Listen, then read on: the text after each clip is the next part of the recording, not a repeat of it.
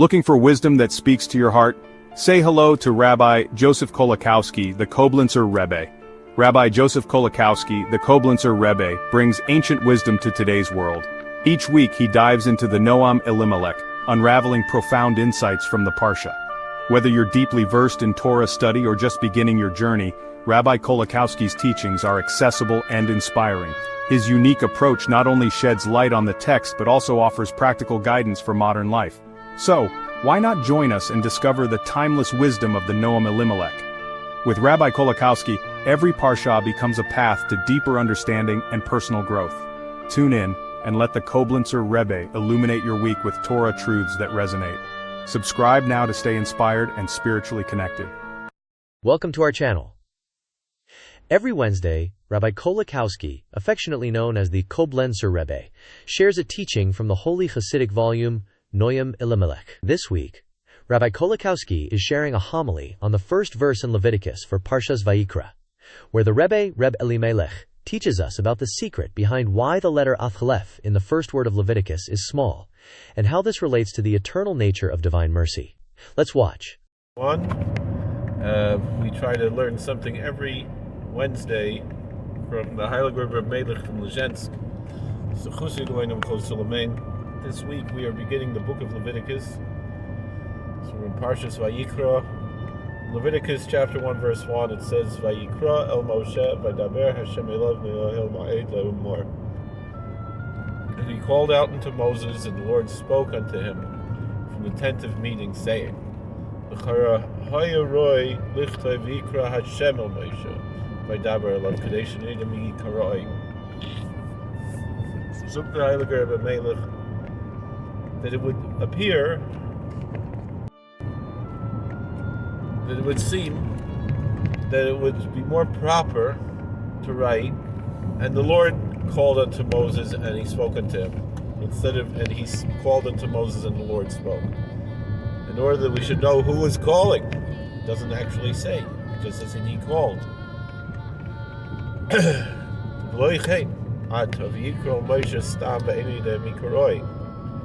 That's not what we see here now. Rather, it says he called unto Moses, just as it is, and we don't know who called. Indian, who? So the concept is as follows: the Isa B'Zoyer, Vayikra Aleph Ze'ira. The Holy Zohar points out that the letter Aleph, the equivalent of the A in the word Vayikra, and he called, is small. There's tradition when writing the books of the Bible that some letters are big and some letters are small. Most of the letters are a normal size, but some are big and some are small. There's actually a Rav who was in Virginia before me, Rabbi Rohn, Rabbi Dr. Tzvi Rohn. He wrote a sefer, Katan Gadol, about this subject, about why some letters are big, some letters are small. He collected all the different opinions and so forth from various commentators. So the Zohar points out that this Aleph is small. The Shechina, we speak of the divine presence, that when the divine presence is not in its proper place, in her proper place, then she's called small. You know, there's the song from the Vayikra Goles, V'grois Bizde, Shechina Kadosha V'vayik Bizde. So, the Shechina belongs in Yerushalayim, but the Shechina is in exile. So the Shechina is small. It was higher b'midbar. So at that time, when God called unto Moses, book of Leviticus. They were in the wilderness, in the desert. The main place of God's glory is in the Holy Temple in Jerusalem. So that's why it says from the beginning, and he called to Moses, that little Aleph called to Moses. However, subsequently,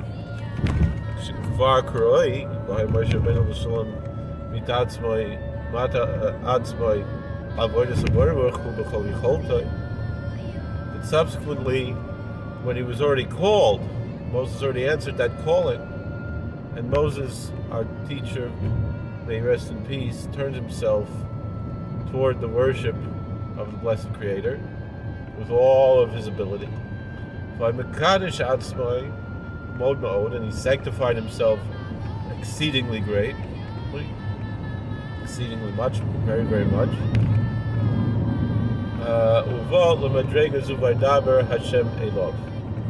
And he reached this spiritual level, and the Lord spoke unto him. Shushem Rachman. That name of the Tetragrammaton represents the archetype of divine mercy. V'zoshis palal David Elimelech al v'shalom.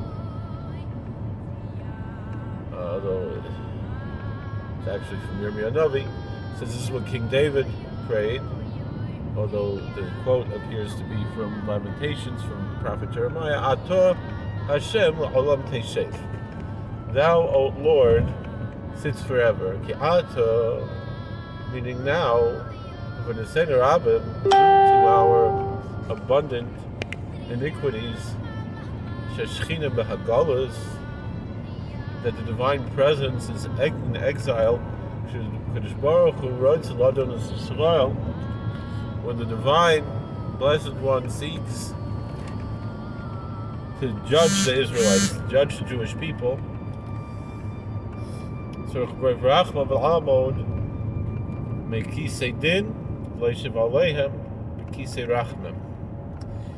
God, so to speak, has to get up, stand up from the throne of judgment, and to sit on their behalf on the throne of mercy. That's the archetype that we are discussing.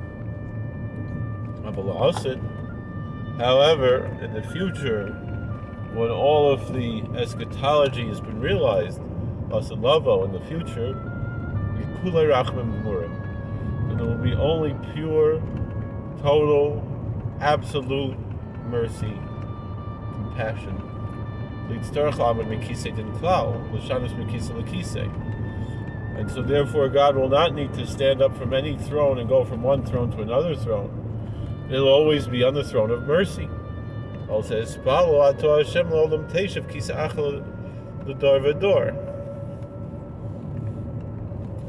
that was the prayer King David. Perhaps King David said it, and the prophet Jeremiah was quoting it.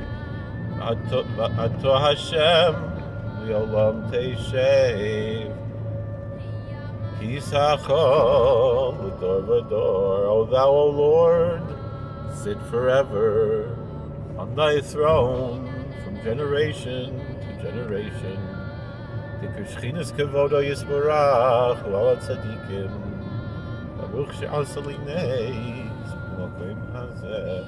Because the main indwelling place of his glory is on the saints, on the righteous. V'spalo le'mor. And then so he's praying, saying, despite the fact that the generations have become spiritually diminished, and Rishonim, if the earlier generations were like angels, then we're like humans. And if the earlier generations were like humans, then we're like donkeys. Despite that, may thy throne be upon us and on our behalf in every generation, generation to generation.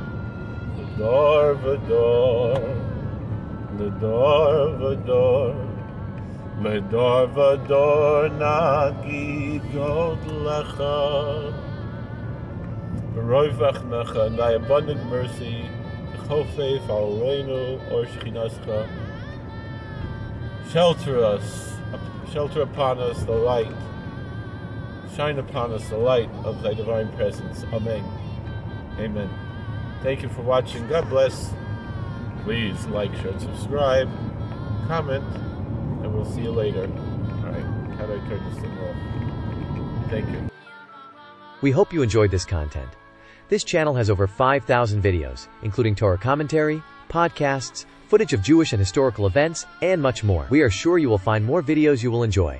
Please like, share, subscribe, hit the bell button, and comment. Rabbi Kolakowski often makes videos based on questions in the comment section, so you might have a video made just for you.